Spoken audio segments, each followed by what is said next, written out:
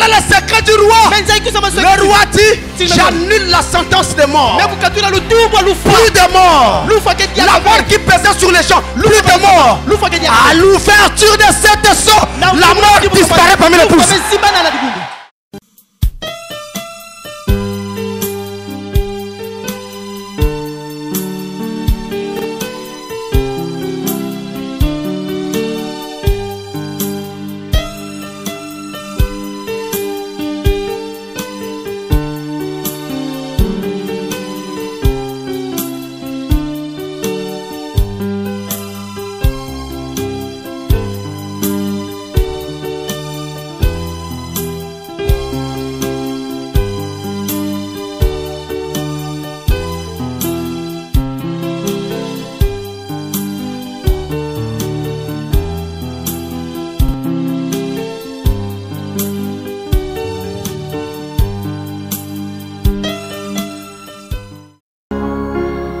Oya kokota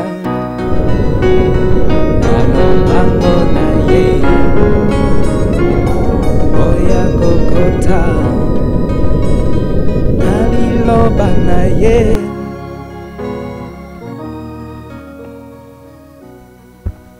Dieu notre Père Céleste, nous venons à toi sous le sang versé de l'agneau. Nous voulons nous abandonner entièrement à toi. Toi qui es le même hier, aujourd'hui, éternellement. Toi qui es l'auteur de la vie éternelle. Et le donateur de tout don excellent. Alors que tu nous as donné ce beau temps pour que nous puissions partager la parole, nous te prions de pardonner nos péchés, de nous regarder tous au travers du sang de l'agneau et de nous amener dans la profondeur des eaux. C'est pour cela que nous sommes rassemblés, Seigneur. Tu as toi-même dit à ton prophète que si tu veux pêcher le gros poisson, la truite arc-en-ciel, il faut aller dans la profondeur des eaux. Seigneur, nous croyons que ce jour nous allons encore parler à l'épouse de Christ. Puisses-tu, Père, nous inspirer très profondément et conduire la parole pour le bien de toutes nos âmes. Donne un entendement spirituel de ta parole à chacun de tes enfants. Maintenant, Seigneur, je prends tout ce lieu de culte sous ton contrôle et je prie, Père Tout-Puissant, oh Dieu, que tout esprit qui ne confesse pas le nom de Jésus-Christ soit au garde à vous. Au nom de Jésus de Nazareth, que rien ne vienne nous déranger. Nous t'avons tous soumis, Seigneur, au nom de Jésus-Christ, le Fils de Dieu. Amen. Amen.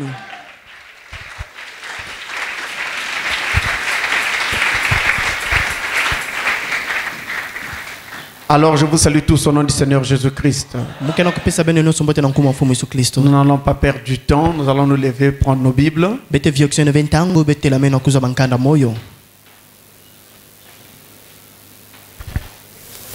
Nous allons lire à deux endroits des écrits de l'Écriture. Daniel au chapitre 2. Versets 1 à 3.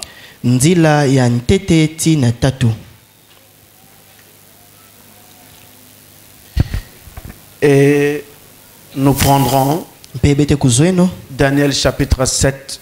Daniel di kapu ya nsambwazi. Versets 1 à 3 également. Alors nous lisons au nom du Seigneur Jésus-Christ. La seconde année du règne de Nebuchadnezzar. Nebuchadnezzar eut des songes. Il avait l'esprit agité et ne pouvait dormir. Le roi fit appeler les magiciens, les astrologues, les enchanteurs et les chaldéens pour qu'ils lui disent ses songes. Ils vinrent et se présentèrent devant le roi. Le roi leur dit, j'ai eu un songe, mon esprit est agité et je voudrais connaître ce songe. Amen. Que Dieu bénisse sa parole. Vous pouvez vous asseoir, merci. Pendant que nous continuons avec le deuxième passage. Daniel au chapitre 7.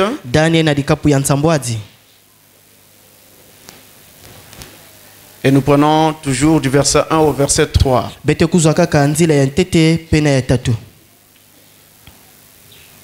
La première année de Belshazzar, roi de Babylone, Daniel eut un songe et des visions de son esprit pendant qu'il était sur sa couche. Ensuite, il écrivit le songe et raconta les principales choses. Daniel commença et dit: je regardais pendant ma vision nocturne, et voici les 4 vents des cieux firent irruption sur la grande mer, et 4 grands animaux sortirent de la mer, différents l'un de l'autre. Amen. Voilà pour notre deuxième passage. Passage qui va nous aider tout au long de notre enseignement d'aujourd'hui. À l'étude que nous abordons maintenant. Nous sommes toujours sur la prophétie de Daniel, n'oubliez pas. Et maintenant, nous abordons la troisième partie de cette étude. Troisième partie que nous avons intitulée. J'ai dit nous avons parce qu'en fait, je vous avais déjà donné les délimitations. Différentes parties qui feront l'objet de notre étude. Et donc notre troisième partie est intitulée le rêve de Nebuchadnezzar, la statue et les visions des 4 bêtes. À la place des 4 bêtes, on peut aussi écrire les 4 animaux. On aura la même chose. Et c'est sur cela donc que nous allons parler aujourd'hui. Alors j'ai vraiment besoin du temps. J'espère que vous êtes venus pour écouter la parole et que nous pouvons prendre notre temps pour cela. Nous sommes d'accord? Dernièrement, nous avons parlé de Daniel à Babylone. Nous avons vu comment, dans quelles circonstances il est arrivé à Babylone. Et il est arrivé à Babylone au cours de la première, à l'occasion de la première déportation des Juifs à Babylone. La première déportation, nous avons dit, a eu lieu en 605 avant Jésus-Christ. 605 avant Jésus-Christ. Mais attention, dans certains manuels, vous trouverez 606. Et Frère Branham préfère cette année. Je vous en ai parlé. Daniel est arrivé à Babylone en 606. Il y a toujours comme ça dans l'histoire des chevauchements qui vont de 1 à 2 ans. Des choses de ce genre, ça ne devrait pas vous emmerder. On a une marge de moins 5 ans ou de plus 5 ans, des choses comme ça. La deuxième déportation a eu lieu en 597. Et la dernière en 586. Pourquoi ça descend? Je réexplique rapidement. Sur l'échelle du temps, l'an 0 est considéré comme l'année de la naissance de Jésus-Christ. Quand vous êtes à gauche de l'an 0, on parle toujours d'avant-Christ. Par exemple, on peut dire l'an 10 avant Christ. Mais au fur et à mesure qu'on se rapproche de l'an 0, ça descend. L'an 8, l'an 7, ainsi de suite jusqu'à 1 et 0. Ça descend. Voilà pourquoi vous voyez que ça descend. Et à partir de 0, ça monte. C'est pourquoi, par exemple, aujourd'hui, on parle de 2012. C'est en partant de 0. Vous comprenez? Donc, quand ça descend comme ça, on est avant la naissance de Christ. Donc, c'est la période d'avant la naissance de Christ. Et après, c'est la période après la naissance de Christ. Donc, en l'an 605, 606, de toute façon, cette année-là, c'est 605, 606. Et bien, au cours de cette année-là, c'est là que Daniel a été amené à Babylone. Ézéchiel est allé à Babylone en 597. Lors de la deuxième déportation. Et la troisième déportation a vu Jérusalem être dévastée, brûlée complètement. Et donc, lors de la première déportation, Daniel est allé en Babylone avec ses trois amis, Anania, Azaria et Misaël. Et en 597, c'est Ézéchiel qui est déporté. En 586, Jérusalem est brûlée. La première déportation a eu lieu sous le règne de Joachim, dont le nom hébreu c'est Yehoyakim. La deuxième déportation a eu lieu sous le règne de Joachim, avec N à la fin. Le nom hébreu c'est Yehoyakin. Et la dernière déportation a eu lieu sous le règne de Sédécias. Voilà ce que nous avons vu dernièrement. Aujourd'hui, nous parlons de Daniel, plutôt nous parlons du rêve de Nebuchadnezzar et la vision des 4 bêtes que Daniel avait eu. Le rêve, c'est Nebuchadnezzar qui l'avait fait. Et les visions des 4 bêtes, c'est Daniel qui les reçoit. Donc il faut faire cette distinction. Alors avant d'entrer de plein pied dans notre enseignement, je voudrais prendre deux petites choses dans le prophète. Nous allons dans une prédication en anglais. Ça va me permettre de rappeler quelque chose de très très important.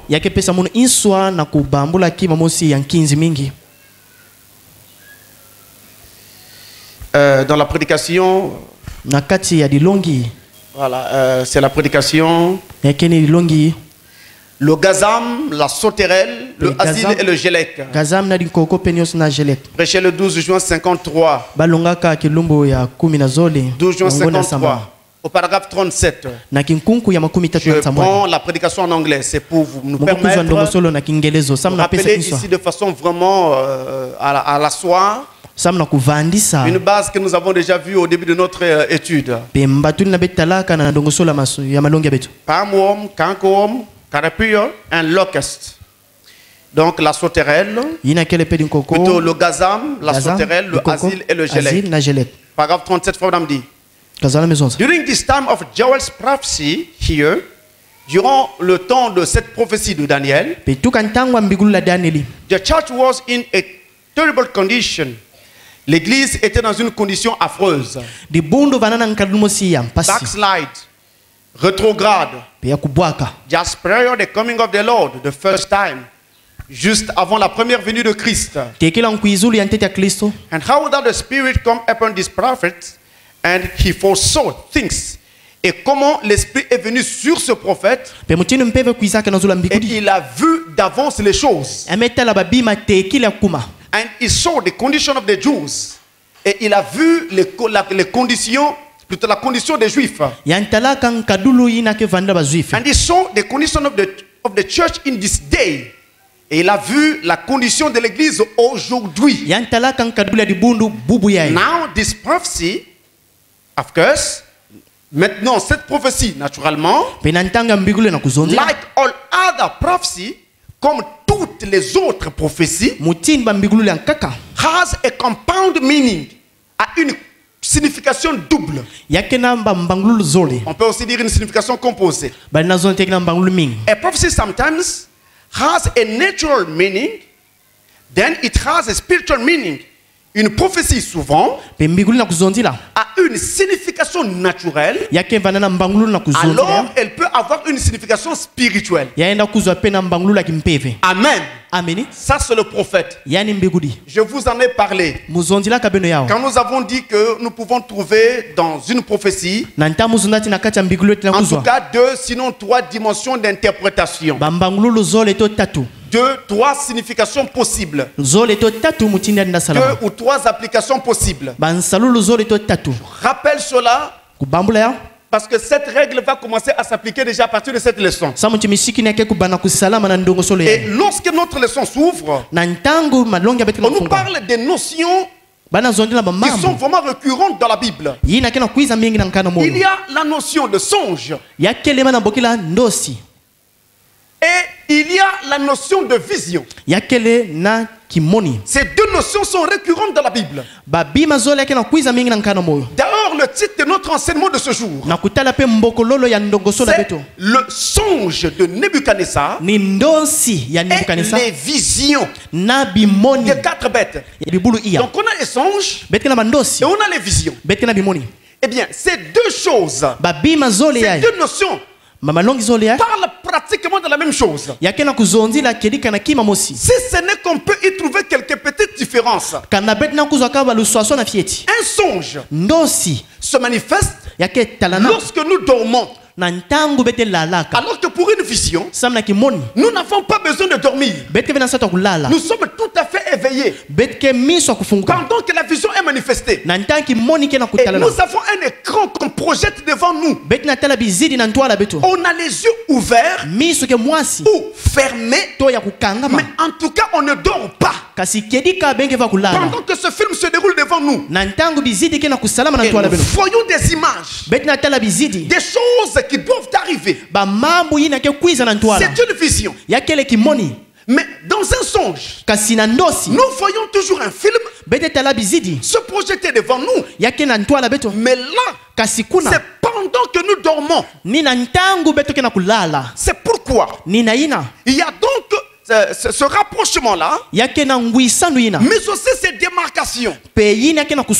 Rapprochement parce que toutes ces deux notions nous parlent des choses qui sont révélées, montrées au songeur ou à celui qui reçoit la vision, le visionneur. C'est pas si ce mot existe. Mais lorsque l'on fait un songe, on est obligé de dormir. Pendant qu'avec la vision, on ne dort pas. Et Frère Madame va dire ceci. Dans la prédication don approprié, et au paragraphe 36, il nous dit ce qui suit.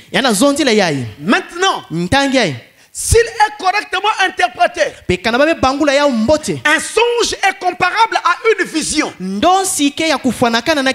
reprends cette première partie. Maintenant, s'il est correctement interprété, un songe est comparable à une vision. Si c'est un songe et qu'il est interprété, Dieu a utilisé le songe dès le début de l'Ancien Testament. Et tout au long des âges, il a promis de l'utiliser de nouveau dans les derniers jours. Maintenant, il se peut que les gens fassent des excès de nourriture et qu'ainsi ils aient des cauchemars. Mais ce ne sont pas alors de véritables songes spirituels. Cela ne produit aucun déclic lorsque vous l'entendez. Et certains peuvent sembler justes. Mais il y a cependant les véritables songes spirituels. Et nous savons qu'ici au tabernacle, Dieu donne aux gens des songes qui sont interprétés, s'accomplissent et sont véritables. Mais il s'agit là d'une manière de faire secondaire. Vous voyez, les songes sont une manière secondaire de Dieu de travailler. Parce que normalement, il parle directement à son prophète par une vision ou bien directement par une voix audible. Et le prophète reproduit ce que Dieu lui dit. Il dit aux gens ce que Dieu lui révèle. Mais lorsqu'il n'y a pas de prophète, eh bien Dieu, il veut te parler. Toi tu n'es pas prophète. Il peut utiliser un songe pour te parler. Maintenant mes frères, le songe, c'est exactement la même chose que le rêve. Ne vous laissez pas embrouiller par les gens. Songe et rêve, c'est exactement la même chose. Ce ne sont que deux mots français pour nous parler parlez de la même chose. Sam na kuzondi la kima mosi. 2 mots français. Ba diam zola lumputu. Vous parlez de la même chose. Na kuzondi la kima mosi kaka. Pendant ce temps, na ntangina. Songe et rêve pendosi na inangena tena ntangina. C'est différent des cauchemars. Yaka kuswasana na bandosi bimbalambala. C'est différent. Yaka kuswasana. C'est là la différence. Yani kuna kelu swasano. Un rêve est un songe. Ndosi yake lengi na kuzwa ntangina lala. Un songe est un rêve. Mais un rêve n'est pas un cauchemar. Un songe n'est pas un cauchemar. Quand nous disons que ce n'est pas un cauchemar, nous voulons différencier les rêves et les songes spirituels des rêves que l'on fait parce qu'on aurait trop mangé le soir. Et alors la nuit, on rêve, on commence à voltiger. Vous voltigez dans l'espace. Ça c'est des cauchemars. On vous poursuit. Après, vous avez des ailes, vous volez. Vous avez trop mangé. Certainement qu'il y a eu trop de haricots. Alors ça trouble tout. Et voilà, c'est des cauchemars. Vous comprenez? Non, on te poursuivait, après tu es devenu géant. Ça c'est des histoires. Ça c'est des cauchemars. Maintenant il y a aussi quelque chose qu'il faut retenir. C'est qu'un songe est aussi une vision. Alors on va l'appeler ici songe. On l'appelle encore une vision nocturne. C'est-à-dire une vision que l'on fait la nuit ou que l'on fait pendant que l'on dort. C'est pourquoi dans Daniel 7, Daniel dit pendant ma vision nocturne, il a fait une vision nocturne. La vision des 4 bêtes, c'était un songe. Mais un songe interprété, il est devenu une vision. C'est comme un parlant en langue. Lorsqu'il est interprété, il devient une prophétie. On l'appelle prophétie parce qu'il est interprété. Voilà ce que je voulais signifier avant qu'on entre. Amen. Maintenant, quand nous entrons dans notre prophétie, nous constatons ceci. La prophétie s'ouvre de façon solennelle. Daniel dit, écoutez très bien. Dans Daniel 7 par exemple, il dit la première année de Belshazzar, roi de Babylone, Daniel eut un songe et des visions de son esprit. Il nous donne l'année. Il nous donne le temps. Il situe sa prophétie dans le temps. Ça, j'aime cela. Et j'aime quand les prophètes hébreux font ça. Alléluia. Il situe sa prophétie dans le temps. Il ne parle pas en l'air. Sinon demain on dira que c'était une fausse prophétie. On n'a pas de repères. On n'a pas de base pour vérifier. Non, Daniel n'a pas fait ça. Il donne le temps. La première année de Belshazzar, voici ce que j'ai vu. Et même à propos du songe, puisque c'est lui qui va en donner l'interprétation. Le rêve de Nebuchadnezzar, qu'est-ce qu'il fait? Il situe le temps. Il dit la deuxième année du règne de Nebuchadnezzar. Nebuchadnezzar s'appelle encore Nabucodonosor. Et Nabucodonosor, c'est son nom araméen.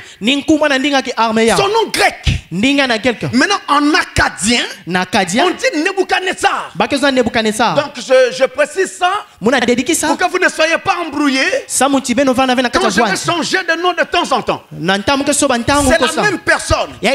Nabucodonosor, Nebuchadnezzar, c'est le même nom, sauf que l'un est en araméen, Nabucodonosor c'est en araméen, c'est du grec, alors que Nebuchadnezzar c'est en acadien, c'est du babylonien. Vous êtes avec moi?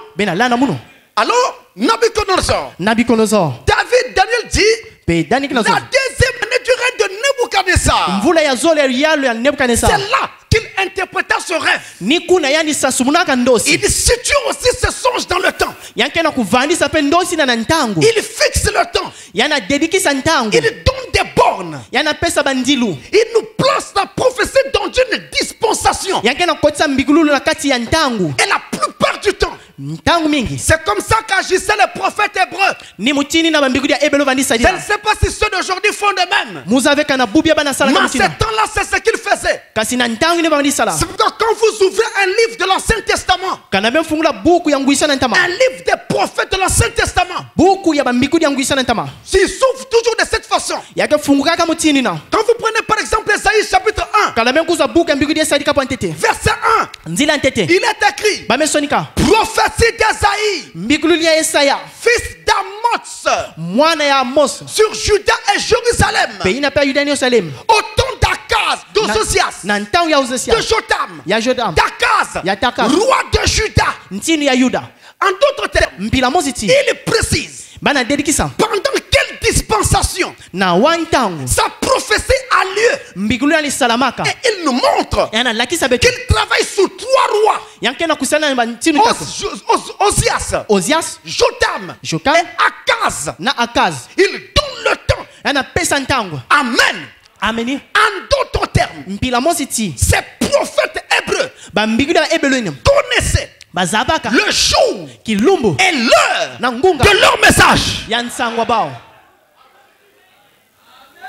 Et les croyants d'aujourd'hui doivent savoir le jour et l'heure dans lequel ils vivent.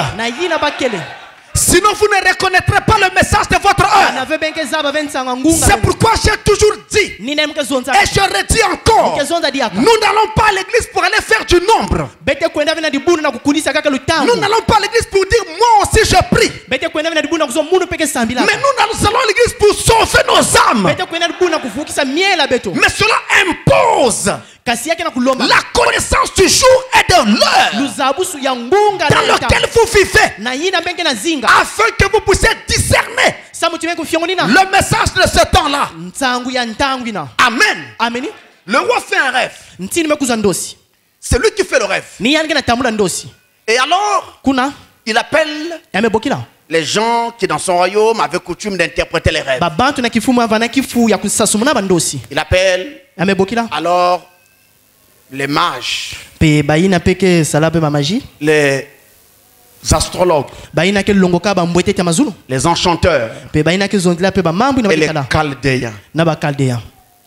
Quand nous parlons des mages, des magiciens, des astrologues, les enchanteurs, nous comprenons très bien. Les magiciens, les mages de l'époque étaient des gens qui avaient l'habitude d'étudier les étoiles, qui allaient plus loin que ça. Les astrologues, eux, s'arrêtaient simplement à l'étude et à l'observation des astres. Les enchanteurs, ce sont les diseurs de bonne aventure. Les chaldéens, normalement, ce sont les habitants de Babylone. Parce que ça s'appelle encore la Chaldée. C'est pourquoi on les appelait les Chaldéens. Mais ici, dans Chaldéens, il ne s'agit pas des habitants de Babylone. Il s'agit d'un groupe de gens dans Babylone qui enseignaient la culture, l'art, et qui avaient également cette capacité d'expliquer ou d'interpréter les rêves. Le roi appelle tous ces groupes-là. Amen. Il appelle ces groupes-là les magiciens, les astrologues. Voyez-vous, il appelle aussi les enchanteurs. Et il appelle les chaldéens. Venez, expliquez-nous ça. Alors, ils ont essayé et ils n'ont pas pu.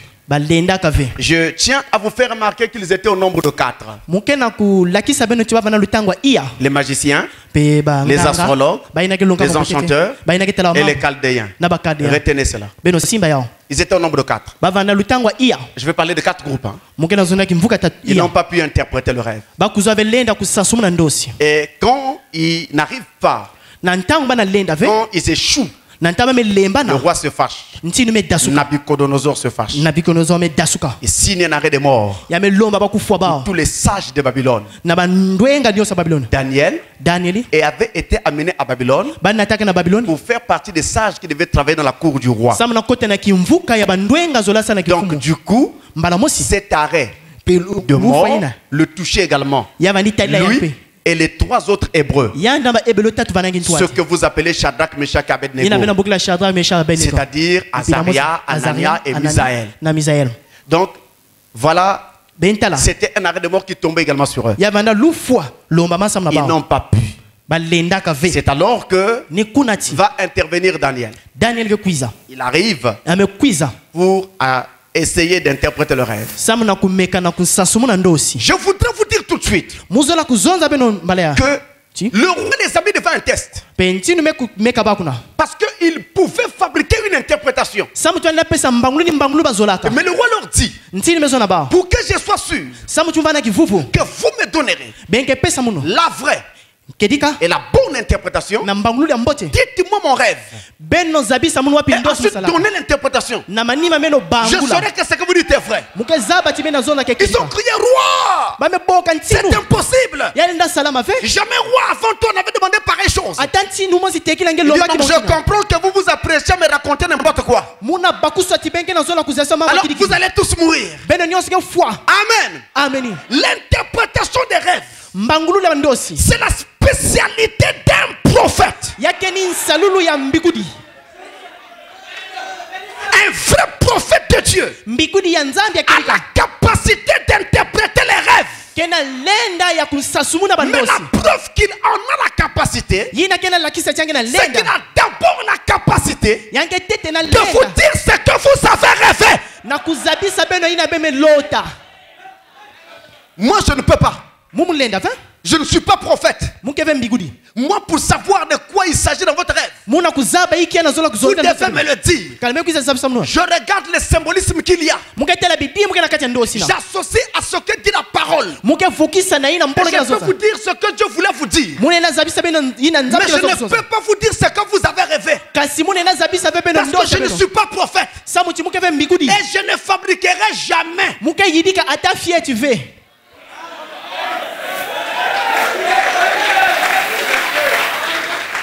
Daniel arrive. Il dit au roi, roi, je te demande un peu de temps. Roi, tu demandes encore du temps? S'il te plaît, roi, accepte-le. Mais rassurez-moi que j'aurai mon interprétation. Oui, mon roi. Daniel se retire. Il prend ses 3 compagnons, Anania, Azaria et Misaël. Il dit, venez, sinon nous allons mourir. Priez avec moi. Ils ont prié. Dieu est descendu. Il a montré le rêve. Il a donné l'interprétation. C'est le signe d'un véritable prophète. Et dans ce temps de la fin, nous avons reçu un homme qui a fait comme Daniel. Il a dit aux gens ce qu'ils avaient rêvé et il a interprété les rêves. Il est même arrivé à Frère Branham. Quand quelqu'un lui racontait son rêve, Branham l'a arrêté. Attends. Tu as sauté quelque chose. Dans le rêve, il y avait aussi ça. Il dit oui, Frère Branham. Alléluia. Je suis fier d'avoir un vrai prophète à mes côtés.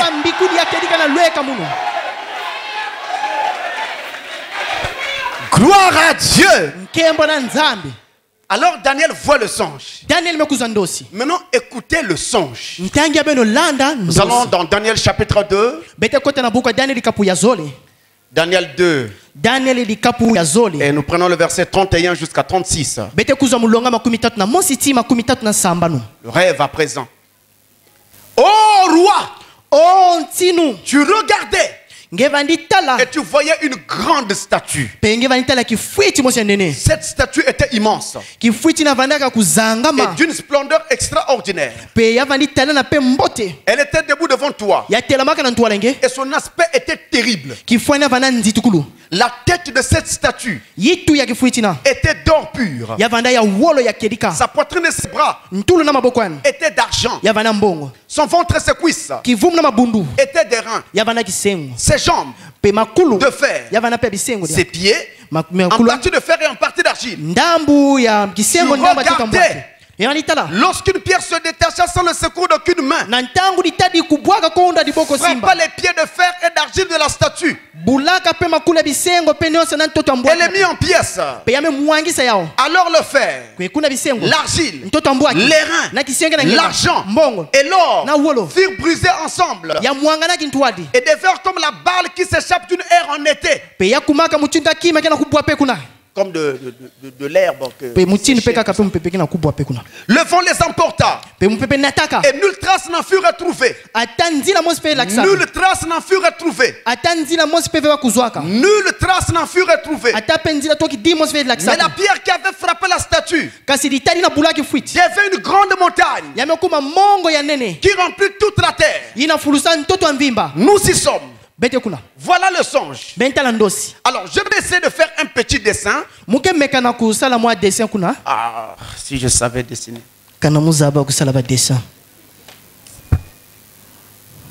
Vraiment, vous m'excusez. Hein? Je mets sa tête comme un gâteau, c'est pas grave.